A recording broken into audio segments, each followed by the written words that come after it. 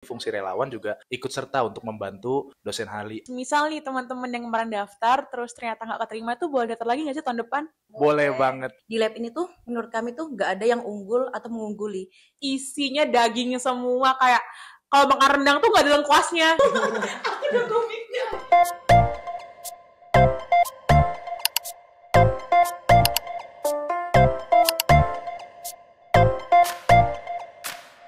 Halo semuanya, kembali lagi di podcast Hima PLB. Perkenalkan, saya Brani Wikan. Di sini saya selaku host dari podcast kali ini. Nah, tentu saja di podcast kali ini kita dibersamai dengan narasumber yang keren-keren. Ini berdua merupakan relawan lab di PLB UNY.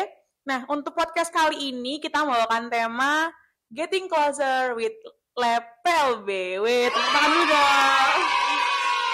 Oke, sebelumnya saya akan memperkenalkan narasumber yang keren-keren ini. Untuk yang di sebelah kanan, boleh saya hai Kak? Halo semuanya, perkenalkan nama aku Reynald Rahmadani Manulang dari PLBB Angkatan 2022, sekarang berarti semester 5. Halo semuanya, perkenalkan namaku Alicia Difarunin dari PLBC Angkatan 22, sama sekarang juga semester 5. Oke, mungkin kita nggak perlu lama-lama lagi, kita langsung aja nih ngobrol-ngobrol terkait lab PLB ini. Kita tahu ya teman-teman, kalau di FIP ini biasanya setiap departemen tuh punya lab, iya nggak sih? Nah, pastinya setiap lab itu kan punya fungsinya masing-masing, termasuk lab PLB ini. Nah, mungkin aku juga mau nanya nih ke narasumber-narasumber hebat. Mungkin urgensi dari berdirinya lab PLB itu apa sih, Kak? Jadi gini ya, sebenarnya kalau misalkan bicara urgensi laboratorium kan esensinya itu untuk mengembangkan keilmuan ya. Salah satunya juga pendidikan luar biasa, di mana pendidikan luar biasa ini kan emang salah satu yang kita tuju adalah anak berkebutuhan khusus. Nah, itu memerlukan ilmu-ilmu yang perlu dikembangkan, ya bisa dilakukan di laboratorium seperti itu. Kalau dari Kak Alicia, apakah ada yang menjawab? Kalau dari saya sendiri tuh pemenuhan kebutuhan untuk seluruh anak kan itu diperlukan ya. Jadi mungkin adanya lab PLB ini juga bisa membantu antara guru dan juga orang tua kalau misalnya mau konsultasi lebih lanjut tentang anaknya. Nah, tadi kita dengar sendiri ya kalau di lab PLB ini juga salah satunya itu fungsinya buat sebagai sarana konsultasi nih dari orang tua ataupun guru. Nah, mungkin selanjutnya aku juga mau nanya sih Kak, kalau di lab PLB ini biasanya tuh melayani program apa aja sih? Ya, yang jelas untuk pelayanannya program itu diantara ada asesmen, lalu ada intervensi seperti itu, dan juga kita juga ada buka layanan-layanan semacam penelitian, narasumber dan lain-lain seperti itu yang berkaitan dengan disabilitas atau anak berkebutuhan khusus. Gitu. Juga kalau misalnya diperlukan kerjasama gitu ya, pelatihan guru, seminar dan sebagainya, kita juga melayani. Oke, tadi kan di-mention terkait asesmen nih Kak. Kalau di lab PLB ini melayani asesmen apa aja sih kalau kita boleh tahu? Ya, yang jelas di sini asesmen itu ada banyak ya. Salah satunya yang berkaitan dengan pendidikan itu asesmen diagnostik, asesmen akademik, dan asesmen fungsional seperti itu. Sama juga untuk asesmen fungsional sendiri itu bisa dari bahasa, terus bantu diri, juga ada sosio-emosional dan lain-lain. Nah, kalau yang untuk pelayanan asesmen itu biasanya nge-asesmen tuh dari teman-teman relawan atau juga dibersamai oleh dosen-dosen gitu? Yang jelas memang secara teknis lapangan memang itu yang melaksanakan asesmen memang dosen ahli karena memang berkaitan langsung dengan kepakaran keilmuannya. Namun di sini fungsi relawan juga ikut serta untuk membantu dosen ahli karena yang jelas jika membutuhkan sumber daya yang banyak, contohnya di sebelum-sebelumnya di asesmen Kulon Progo, contohnya itu membutuhkan kisaran 200 anak, itu membutuhkan relawan lab seperti itu. Oke, terus juga tadi juga sempat di-mention nih terkait kerjasama, terkait pelatihan guru. Kalau itu regulasinya gimana sih Kak? Ada regulasi tertentu nggak? Mungkin nanti kalau terkait regulasi bisa dibicarakan langsung dengan laboran atau kepala laboratorium sendiri.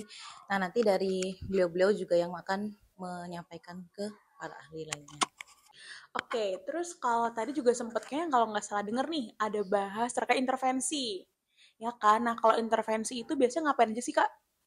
Ya, terkait intervensi ini kurang lebih ya saya sudah sebutkan sama Alicia ya terkaitan dengan perkembangan di mana perkembangan itu kan aspeknya ada banyak ya. Ada salah satunya bahasa, terus juga kognitif dan sosioemosional. Yang contohnya yang sudah dilaksanakan itu diantaranya bahasa di mana anak tuh fokusnya tuh ke arah komunikasi. Nah, lab ini memberikan layanan berupa pengembangan komunikasi dan bahasa seperti itu. Itu salah satu contoh praktisnya ya. Mungkin juga untuk pengembangan diri anaknya, misalnya melakukan hal-hal dasar seperti mencuci tangan, buang sampah pada tempatnya, atau mungkin kayak menyapa seperti itu. Wow, keren sekali ya lab PLB ini. Mungkin nih Kak, kalau semisal aku atau mungkin orang-orang lain yang nonton podcast ini nih, pengen kayak mungkin mendaftarkan saudaranya atau anaknya untuk di asesmen atau intervensi itu kira-kira caranya gimana sih? Ya, yang jelas untuk alur daripada pendaftaran pelayanan daripada laboratorium PLB ini, yang pertama tuh kita datang dulu ke lab PLB dan bertemu dengan laborannya, membuat janji dulu seperti itu, appointment, lalu dibuatlah kesepakatan bagaimana nanti teknisnya. Itu yang pertama adalah observasi dulu. Kita dilihat dulu anaknya itu bagaimana, kemampuannya di mana, baru melakukan laporan berupa laporan observasi, baru dibuatkanlah semacam program dan dikonsultasikan ke orang tuanya seperti itu. Nah, mungkin terkait janji, mungkin kalau misalnya belum bisa datang langsung ke lab, bisa menghubungi untuk nomor laborannya, atau mungkin nanti bisa melalui Instagram Lab LB. Untuk Instagramnya namanya apa nih Kak? Bisa di follow ya Lab LB ini. Terus nih kalau misalnya kita asesmen, terus nanti hasilnya tuh kira-kira bakal dilaporkan gitu nggak sih Kak ke orang tua secara langsung? Iya, memang laporan asesmen ini tujuannya ada dua ya. Tujuan sasarannya yang pertama guru dan yang kedua adalah orang tua. Bisa juga diberikan juga untuk rekomendasi ahli atau kita sebut dengan referral ahli tangan seperti itu. Nah, mungkin ini nih yang biasanya ada di pikiran-pikiran orang-orang tua ya. Semisal saya nih mendaftarkan anak saya untuk di asesmen di sini, apakah harus intervensi di sini juga Kak? Ya, memang karena pelaksanaannya jelas di lab PLB dan teknis pelaksanaan juga di sini di ruangan yang ada di lab PLB seperti itu. Oke nih. Terus ini kan lihat teman-teman bisa lihat ya, ada banyak sekali alat-alat di sini. Ini kira-kira buat apa aja sih Kak kalau alat ini? Iya, karena kita sekarang kondisi ruangannya itu di ruangan pengembangan pra-akademik, jadi semua alat yang di sini mengarah pada perkembangan pra-akademik. Contohnya motorik dan kognitif seperti itu. Jadi apa ya, di sini tuh mungkin bisa dilihat kayak ada beberapa kayak gini, terus ada puzzle juga, ada juga buku pramembaca, bangun data dan lain sebagainya. Berarti sebagai media ya mungkin ya. Nah, ternyata lab PLB tuh udah lengkap banget loh. Jadi buat teman-teman yang nonton, kalau misalnya mau main, boleh nggak sih Kak main ke sini tuh? Boleh banget, karena gini ya teman-teman ya, aku mau jelasin sebentar ya. Terkait lab PLB ini kan ada namanya PLB ya. Semua mahasiswa PLB itu harusnya bisa menikmati fasilitas ini. Seperti itu ya teman-teman. Nggak ada syarat kan Kak harus jadi relawan gitu, nggak ada syaratnya kan? Enggak, justru malah kita membuka untuk ya mahasiswa-mahasiswa UNY salah satunya seperti itu. Sebagai sarana belajar juga ya Kak? Betul. Oke, teman-teman ditunggu nih ketemuin Mas Dani atau Mbak Alicia. Oke. Selanjutnya nih, mungkin teman-teman setelah lihat podcast ini kepikiran kali ya, gimana sih caranya aku biar bisa jadi relawan lab? Terus aku harus punya apa ya biar aku bisa keterima relawan lab? Nah, mungkin dari pakarnya relawan lab nih bisa ngejawab. Mungkin yang pertama itu niat ya teman-teman. Kalau misalnya kita udah punya keinginan buat mau berproses bersama, terus mau belajar bersama. Jadi di lab ini tuh menurut kami tuh nggak ada yang unggul atau mengungguli. Jadi kita tuh sama-sama mulai belajar, kita sama-sama juga mau berproses gitu. Nah, adanya lab ini juga kan bisa membangun para mahasiswa ya, kita semua untuk mengetahui lebih jauh gitu loh tentang PLB ini bagaimana. Ya, selain daripada niat-niat kan itu emang sudah tidak terukur ya. Ini kita bicara yang terukur saja gitu. Di antara syarat untuk menjadi relawan yang jelas itu harus menempuh namanya mata kuliah asesmen. Karena memang di lab ini banyak kegiatan yang berkaitan dengan asesmen. Maka dari itu mahasiswa yang mau menjadi relawan lab harus memenuhi syarat tersebut yang dimana mata kuliah asesmen itu ditempuh di semester 2 pada angkatanku seperti itu. Jadi kalau untuk mahasiswa yang udah semester 3 nih, semester 3 ke atas, boleh tuh nanti kalau misalnya udah ada pembukaan untuk pendaftaran, bisa mulai untuk mendaftar. Nah, kemarin kan juga sempat ada open rekrutmen relawan ya, Kak. Misal nih teman-teman yang kemarin daftar, terus ternyata nggak keterima tuh boleh daftar lagi nggak sih tahun depan? Boleh banget malah. Silahkan selagi kalian punya niat, terus kalian masih pengen belajar terus gitu. Kalau mau belajar tuh nggak cuma di lab gitu loh, di mana-mana juga bisa. Jadi sebenarnya kalau misalnya nggak keterima pun, kan tadi kita juga bisa main ke lab gitu. Kita ngobrol sama teman-teman yang ada di sini. Wah, itu teman-teman jadi motivasi ya. Kadang tuh kita perlu gagal buat jadi sukses gitu kan. Yes. Oke, tadi kita udah mendengar nih how to be relawan lab, ya kan? Nah, sekarang nih kita juga perlu tahu nggak sih, kira-kira kalau relawan lab tuh ngapain aja sih? Kok kayaknya seru banget ya nongkrong tiap hari di lab gitu kan? Nah, kira-kira teman-teman relawan lab tuh pada ngapain aja sih gitu? Kalau aku sendiri ya, paling nanti di lab itu ngapain ya? Ngebantu-bantu. Misalnya nanti Bu Dewi atau beberapa dosen biasanya tuh butuh bantuan. Jadi kita ini mahasiswa yang ada di sini tuh biasanya dihubungi pertama kali buat bantu-bantu beliau gitu. Terus kalau misalnya nanti tiba-tiba ada urusan terkait klien dan sebagainya, kita juga bisa membantu. Belajar bareng juga bisa di sini. Ya, selain itu juga kegiatan-kegiatan relawan lab ini sebenarnya fungsinya tuh sebenarnya cuma satu gitu, membantu kegiatan yang dilaksanakan oleh laboran. Salah satunya ya kita kenal Bu Dewi dan ketua laboratoriumnya Bu Aini seperti itu. Selain daripada itu ya memang kami juga membuat kegiatan-kegiatan secara relawan ataupun nanti umumnya berupa diskusi gitu. Di antaranya penggunaan alat-alat di sekitar ini, fungsinya apa sih alat-alat ini kayak gitu. Oke.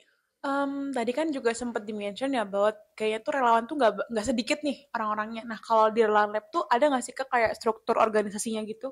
Kalau misalnya ada, mungkin bisa di-spill nih biar teman-teman punya bayangan besok mau kira-kira mau di mana ya gitu. Oke, untuk strukturnya sendiri mungkin diawali dari adanya kepala laboratorium yaitu Bu Aini, lalu adanya laboran kita Ibu Dewi, selanjutnya ada koordinator dari laboratorium.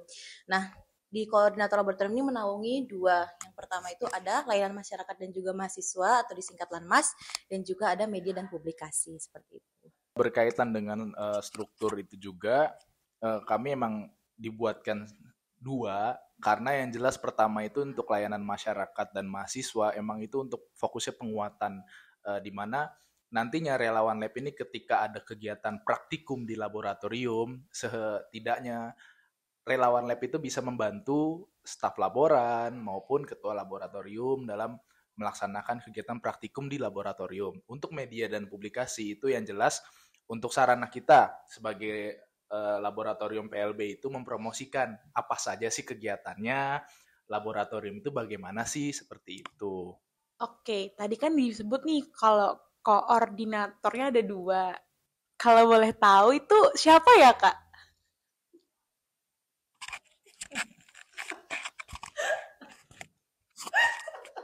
Ayo dijawab Ali.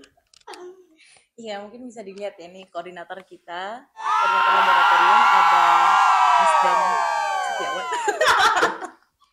Ya, Renat Ramadhani Manulang, terus dan juga dibantu oleh saya. Ternyata selama ini aku ngobrol sama koordinator lab loh guys, keren banget. Ini boleh nggak diedit guncangan gitu? Tolong ya PDD editin. Keren banget ya koordinator labnya. Duh, jadi insecure deh aku yang bukan apa-apa ini, ya Allah. Oke, mungkin boleh disambil dimakan atau diminum Kak, biar nggak lapar. Enak ya? Mungkin sambil SMR. Iya. Oke, selanjutnya nih. Tadi kan kita udah tahu ya kalau relawan lab tuh melakukan banyak hal, baik di kampus ataupun luar kampus. Tentu saja di setiap kegiatan itu menghasilkan adanya pengalaman nih. Mungkin kalau dari teman-teman berdua di sini, pengalaman apa aja sih yang udah pernah teman-teman dapatkan? Ya, berkaitan dengan pengalaman jelas lumayan banyak ya teman-teman juga. Salah satunya memang kita akui bahwa menjadi anggota relawan lab itu memiliki banyak prestisius lah, event-event prestisius yang bisa dinikmati bagi mahasiswa relawan lab seperti itu. Salah satu contohnya saya pribadi pernah mengikuti namanya konferensi ICV itu lupa namanya. ICV. Iya, ICV. Jadi itu semacam konferensi tunanetra se-Asia Timur seperti itu, di mana tunanetra se-Asia Timur itu berkumpul di satu tempat untuk mengadakan konferensi untuk menjabarkan ketika permasalahan apa saja yang dihadapi tiap negara dan apa solusinya dan apa yang bisa dikembangkan di tiap negara tersebut. Dan itu merupakan satu pengalaman yang menarik ya, di mana saya sebagai volunteer itu menjadi sighted guide ya, namanya pemandu awas untuk mendampingi teman-teman tunanetra ketika mobilitas maupun ketika membutuhkan ke toilet seperti itu. Itu sangat menarik ya teman-teman, walaupun emang mungkin kita menganggapnya itu sebuah hal kecil gitu, mendampingi teman tunanetra pergi ke toilet itu mungkin bagi kita kecil, tapi menurut saya itu pengalaman yang besar karena salah satu pengalamannya itu saya pernah ngajak lari teman tunanetra seperti itu untuk ke toilet. Itu sungguh-sungguh pengalaman yang nggak bisa diganti seperti itu. Kalau Kak Alicia nih pengalamannya apa aja nih Kak? Kalau saya sih mungkin di asesmennya gitu ya. Dulu itu pernah awal-awal saya jadi relawan itu saya tuh ngerasa bingung gitu ya. Ini tuh saya mau gimana. Terus pernah ada ditawarin buat ikut asesmen bareng-bareng gitu. Nah awal-awal tuh saya masih takut gitu loh buat ikut karena saya ngerasa kalau kemampuan saya tuh masih di bawah banget gitu. Terus ngelihat teman-teman setelah berangkat dan pulang gitu dari asesmen kok kayaknya menarik gitu. Terus akhirnya saya mulai beranikan diri dengan teman saya kayak ngajak, ayo kita untuk asesmen selanjutnya ikut yuk gitu. Nah ternyata tuh asiknya juga di sana gitu kayak oh aku juga bisa belajar bareng walaupun nanti ada trial and error ya, namanya juga manusia. Tapi kayak di situ tuh rasanya oh ternyata aku kurangnya di sini, ternyata aku bisa di sini gitu. Jadi bisa sambil ngembangin diri juga gitu. Nah, terus nih kira-kira kalau pengalaman itu tuh kalau dikaitin ke matkul tuh jadi kayak nambah poin plus nggak sih Kak? Kira-kira? Sangat-sangat menambah poin plus. Yang jelas satu sisi kita tuh lebih dapat dikatakan ini nggak bisa dipungkiri ya, kita tuh lebih bisa jadi lebih tahu lebih awal dibandingkan teman-teman yang tidak menjadi relawan lab. Benar itu kayak kita mengakui dan tapi bukan jadi alasan untuk bersombong diri ya, itu justru malah kita untuk bertanggung jawab untuk membagikan ilmu tersebut kepada teman-teman non relawan lab seperti itu. Kalau dari Kak Alicia gimana Kak? Benar sih ngebantu. Soalnya contohnya tuh misalnya pas asesmen kita juga jadi lebih terbiasa gitu ketika bertemu dengan anak-anak. Terus kita juga tahu oh penyusunan instrumennya tuh yang baiknya tuh gimana gitu. Kita harus memperhatikan apa dulu gitu. Nah itu tuh jadi kayak oh inilah untungnya aku ikut relawan gitu. Ya. Juga Enggak, tunggu nambahin dikit. Bisa belajar banyak gitu karena di sini kan kita masih maksudnya dengan relawan sebelum-sebelumnya itu masih sering diskusi. Jadi banyak ilmu yang kita dapatin gitu. Iya, secara kurikulum mata kuliah PLB itu kan ada namanya ortodidaktik ya, di mana itu tuh outputnya luaran itu berupa bukan modul ajar ya, tapi semacam rencana pembelajaran yang awalnya itu harus namanya asesmen, itu secara mata kuliah. Dan bagi teman-teman yang sekelompok dengan relawan lab itu memang sangat membantu gitu ketika penyusunan laporan itu bagaimana cara teknisnya, etisnya bagaimana, menyampaikan bahasanya bagaimana, karena kan yang menjelaskan laporan ini kan ditujunya untuk orang tua ya seperti itu dan memerlukan namanya teknik-teknik penyusunan laporan asesmen. Dan ketika kita belajar bersama sekelompok dengan teman-teman relawan lab itu dalam artian ilmunya bermanfaat, pengalaman-pengalaman itu bisa di-sharing ke teman-teman yang bukan non relawan lab. Seperti itu sih benefitnya menjadi relawan lab. Wah, banyak banget ya benefitnya. Mungkin nih Kak, saran aja sih. Siapa tahu beneran terwujudkan ya. Mungkin nanti relawan lab bisa kali kayak buka kelas apa ya, mungkin kayak kelas diskusi bareng bahas terkait mungkin asesmen buat mahasiswa yang non relawan. Siapa tahu nanti teman-teman juga jadi punya apa ya kayak bayangan oh ternyata yang bener tuh kayak gini loh gitu loh. Mungkin soalnya aku sendiri pun ya yang udah semester 5 ini ketika melakukan asesmen itu kayak juga masih takut gitu loh, takut anaknya kenapa-kenapa atau takut hasilku tuh nggak valid gitu loh. Jadi kayak mungkin bisa nih relawan lab buat program itu ya kan, siapa tahu bermanfaat buat mahasiswa. Iya, yang jelas nanti kan kita punya divisi layanan masyarakat dan mahasiswa ya. Memang itu mengarahnya ke sana. Yang satu sih penguatan yang untuk layanan mahasiswa itu penguatan untuk relawan lab dan juga untuk mahasiswa PLB seperti itu. Karena yang nantinya kita juga bakal buat kegiatan ke depannya untuk dibuka secara umum. Targetnya tuh di mananya ada mahasiswa PLB dan juga masyarakat umum. Nah, di situ kami memberikan kesempatan untuk kita sama-sama belajar nih. Apa saja nih yang perlu didiskusikan seperti itu. Dan mungkin bentuknya itu dalam bentuk pelatihan juga ya, seperti itu. Oke, ditunggu ya Kak. Keren banget ya relawan lab ini sudah berusaha sebaik mungkin untuk bisa memberikan yang terbaik buat kita semua sebagai mahasiswa PLB khususnya ya. Oke. Mungkin Jangan lupa follow IG-nya ya kalau mau tahu info lebih lanjut. Oke. Nah, tadi kan kita dengar juga ya kalau Kak Dani dan Kak Alisha nih punya kegiatan banyak banget di lab. Kayak schedule padat banget kan. Apalagi kalau setahu aku nih, Kak Dani sama Kak Alisha itu juga ikut intervensi anak yang perlu diintervensi. Berarti kan mereka berdua ini harus bisa ngatur waktu sebaik mungkin ya. Karena jujur aja nih semester 5 berat banget gitu kan. Nah mungkin gimana nih cara Kak Alisha dan Kak Dani buat bisa ngatur waktu kuliah dan kegiatan laboratorium agar keduanya ini tuh seimbang gitu, nggak ada yang condong berat sebelah gitu. Kalau aku sih lebih condong ke catur ya.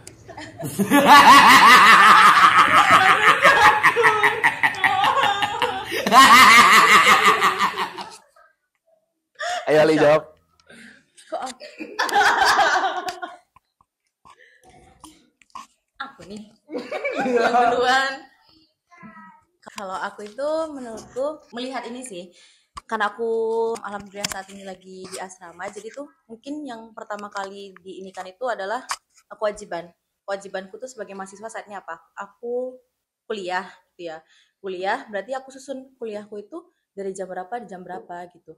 Terus waktu kosongku itu setidaknya tuh kapan aja. Misalnya nih kalau untuk aku di asrama itu aku berarti full di malam hari. Berarti aku punya waktu kosong setidaknya itu dari jam 7 sampai sore. Nah, situ tuh kalau misalnya emang ada waktu emang kosong banget, aku gunain buat intervensi.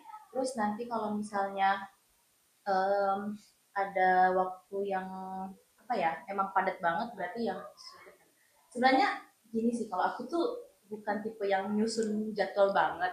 Cuma setidaknya aku tuh punya bayangan hari ini tuh aku mau ngelakuin apa aja.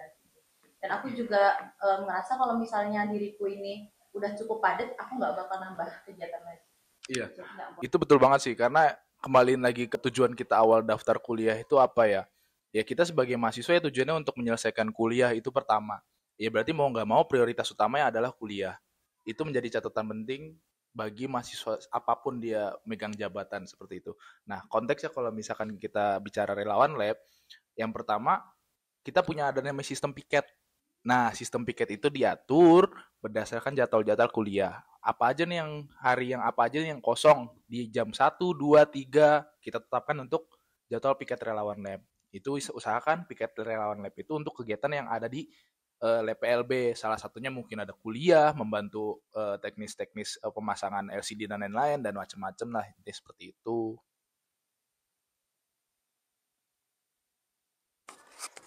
Mau menang saya nih. Aku menunggu mic. Oh iya nih, aku tiba-tiba kepikiran pertanyaan satu lagi teman-teman. Tadi kan kita tahu ya kalau peralatan di lab tuh banyak banget. Nah, tadi juga Dani sempat mention kalau lab ini juga sebagai sarana belajar mahasiswa. Nah, berarti nih semisal mahasiswa mau pinjam gitu boleh ya? Sangat boleh. Nah, terus SOP-nya gimana tuh? Ya, terkaitan dengan SOP ya, yang sudah berjalan ini. Yang pertama itu kita harus tahu dulu alat apa aja yang mau dipinjem. Yang kedua, kita ngomong sama laborannya yaitu Bu Dewi. Lalu teknis peminjamannya yang pertama itu harus ada KTM ataupun kartu yang bisa ditanggungjawabkan di apa namanya di Gade ya. Ya maksudnya sebagai jaminan. Jaminan, betul kok di Gade ya. Jaminan ya, salah satunya antaranya yang kuat itu kan antara KTM ataupun KTP ya. SIM juga boleh sih. Ya kayak gitu. Lalu ditetapkan nih mau minjemnya kapan. Nah, setelah minjam dikembalikan lalu selesai deh mengambil KTP lagi. Udah gitu sih simpelnya. Jadi kita juga lab ini nggak memberatkan gitu loh. Kalau misalnya teman-teman mau minjam ya silahkan. Kalau misalnya mau datang juga silahkan. Nah, semisal nih kan kayak mungkin alat tuh kan ada perintilan banyak banget ya. Semisal tuh dia minjem, terus ada perintilan yang hilang. Itu kira-kira gimana, Kak? Ya, ini sudah banyak terjadi ya, yang jelas itu bakal ada kena sanksi, yang sanksinya itu saya juga tidak bisa menjelaskan, yang bisa menjelaskan itu Bu Dewi seperti itu. Juga kan kalau mau minjam sesuatu ya mau gimana pun tuh adabnya ya dijaga gitu loh. Pun kalau misalnya hilang ya mungkin nanti diganti ataupun gimananya terserah Bu Dewi gimananya, tapi ya sebagai peminjam juga harus menyadari bahwa apa yang kita pinjam itu harus kita jaga. Apapun yang kita pinjam harus dipertanggungjawabkan. Oke. Nah, mungkin kalau misalnya nih teman-teman pas nonton podcast ini mau ada pertanyaan, silahkan ketik di kolom komentar. Nanti bakal aku sampaikan ke beliau berdua ini dan akan kita balas di kolom komentar juga. Nah, mungkin karena ini pertanyaannya udah semua aku tanyakan, aku mau ucapin terima kasih ya buat Kak Dani dan Kak Alicia yang udah mau meluangkan waktunya untuk hadir ke podcast kita. Dan ternyata tuh guys, isinya daging semua. Kayak kalau makan rendang tuh gak ada lengkuasnya, bener-bener daging semua. Kayak mereka berdua nih keren banget sih. Aku gak nyangka temanku keren banget. Duh, selama ini aku kemana aja ya? Kalau saya tanya makanan, dia bilang mau meninggal. Kayak ini tuh apotek tutup alias gak ada obatnya gitu loh. Mungkin aku juga mau minta maaf ya Kak, misal tadi dalam bertanya kok ada salah kata ataupun perbuatan, mungkin bisa dimaafkan ya gitu ya. Juga semisal nih kita pengen podcast lagi, bisa kali ngundang beliau-beliau berdua ini lagi. Bisa. Bisa banget. Tapi nggak pakai muka ya. Oh, itu tutupin pakai Mukanya di blur. marshmallow terus pakai suara boraks, pedagang boraks. Oke, mungkin dari Kak Dani sama Kak Alicia nih ada closing statement nggak Kak? Dan Ya. terima kasih buat semuanya yang udah ngasih kesempatan ini buat kita gitu. Ya closing statementnya mungkin ya semangat, jangan semaput. Thank you. Oke, kalau Kak Dani closing statementnya yang bener dong. Ayo datang ke sini. Iya. Jangan lupa follow IG Lab PLB UNJ. Oke. Boleh juga kali follow IG kakaknya berdua. Nggak punya IG. Mungkin itu aja dari kita teman-teman. Terima kasih udah mau dengerin dan melihat podcast kita kali ini. Semoga teman-teman mendapatkan banyak manfaat dari podcast ini dan menjadi amal jariah bagi kedua narasumber kita ini ya. Mungkin bye. Sampai jumpa di podcast selanjutnya.